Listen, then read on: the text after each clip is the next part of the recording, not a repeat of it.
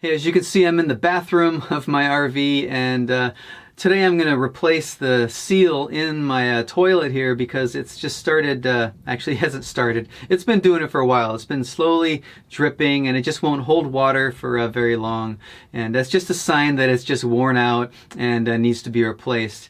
Now, for the past few months, I've been kind of prolonging this by, putting a little like plumber's grease or even some Vaseline, around the seal there to kind of keep that that seal as good as possible, but it's still not 100% and it slowly leaks eventually. So I wanted to make this video for you guys and kind of walk you through step by step what it takes to do this, because what you'll find is that this is a really easy maintenance task that you can accomplish yourself, and I hate to see you go out and spend $100, $150 to have somebody do this for you, because you are going to encounter this eventually if you haven't already. And I just want to show you how easy it is to do, and let's just go ahead and get it done.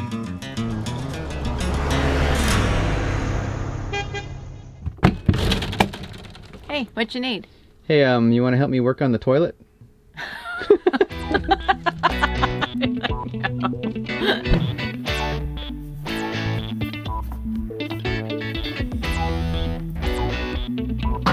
Realizing that this is a fairly common maintenance task, and if you haven't encountered this already, you're going to, and I just wanted to go ahead and show you step by step what it's going to take to really do this, because I don't want you guys to go out and have to pay somebody to do it. Because once you've seen somebody do it, you're going to be like, oh, I can do that.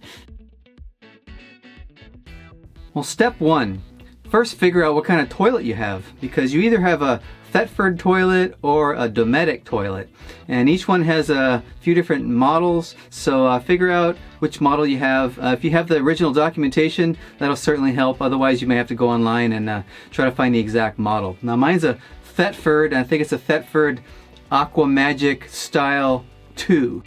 When I search for a replacement seal, that's what I'm going to use to find the right one.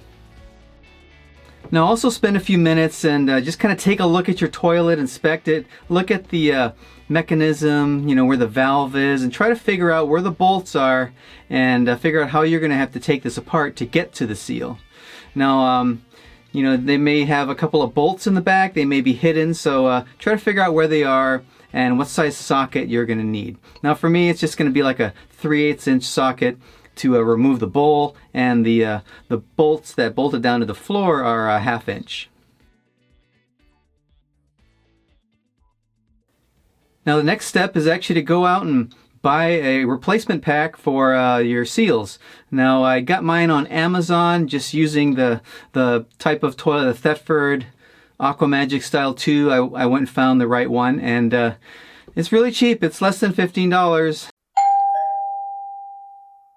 It came in a bag, and there are 2 seals in the kit. One for the bowl, that the one that typically leaks, and then there's also another one that they put in there for the bottom seal that mounts the base to the RV floor and the opening for your black tank. Now, when you got everything ready to go, you got your tools, and you've got your replacement seal, then you're ready to get started. You want to disconnect the water specifically from your toilet. So first, turn off your water pump, and you want to get a little bowl and a towel, because when you disconnect the water lines from the toilet, you're probably going to get a little bit of extra water that's going to drip out of there.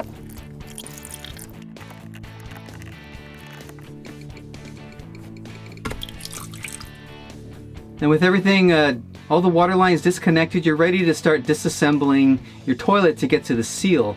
Now, this is going to vary a little bit depending upon the type of toilet you have.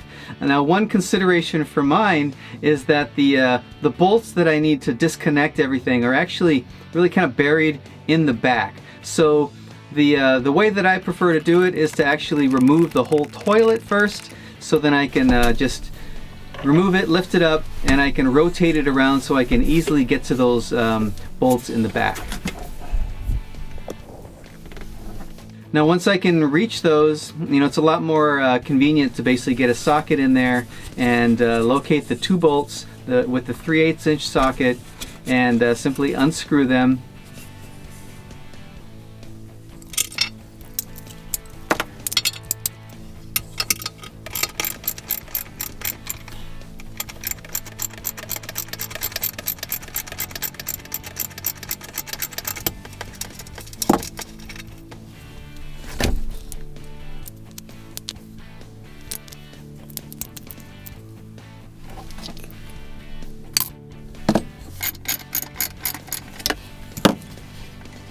Now the bowl is actually held down with 4 kind of tabs that basically keep it in place.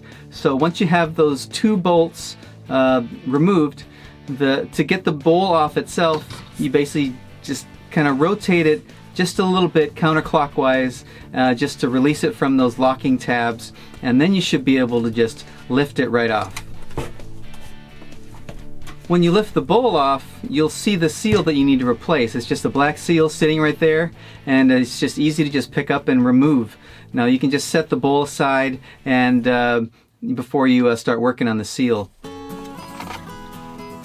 Now it's just easy at this point to replace the bottom seal, and so you want to tip the toilet upside down, and you'll see the seal that's probably attached to the bottom of the base, and just remove it. Again, just kind of clean the area, and then get your new replacement and replace it and put it back on where the old one is. Now what I also like to do is just get a little plumber's grease or even some Vaseline and just kind of coat the bottom of the new seal with some of that, just to keep it in place, keep it from falling off as you maneuver this thing around. And if you want, you can just coat, the other parts of the seal as well, just to kind of give it a little bit of protection.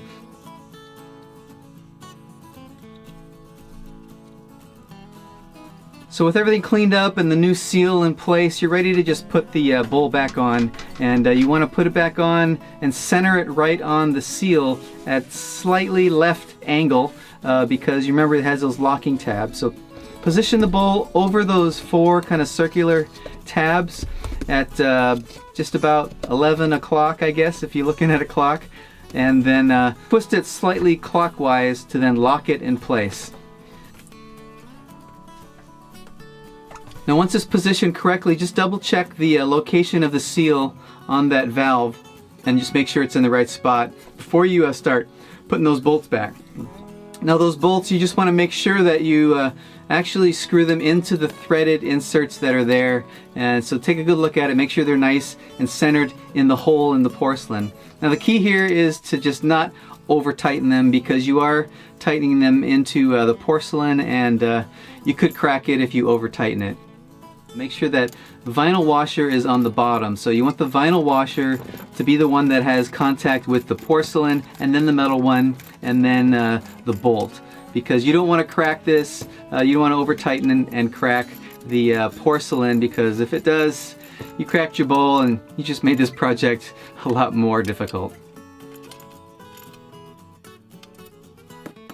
Now with that seal in place, the very last part is to actually reattach the toilet to the RV, and you just want to slowly kind of reposition it over the anchor bolts on the bottom on the floor, and just set it on top.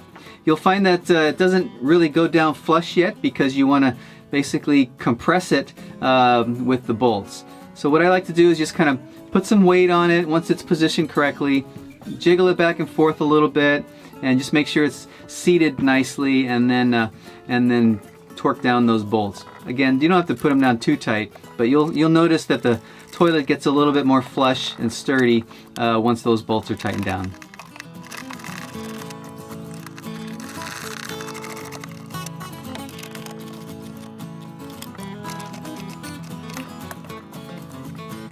So now your toilet's reassembled, it's reattached, and you can just reattach the water line again and make sure it's nice and snug on there. Put it back the way it was. Reattach any water line hoses that you disconnected the first time. And just double check everything, clean the area, and now you're ready to just test the toilet.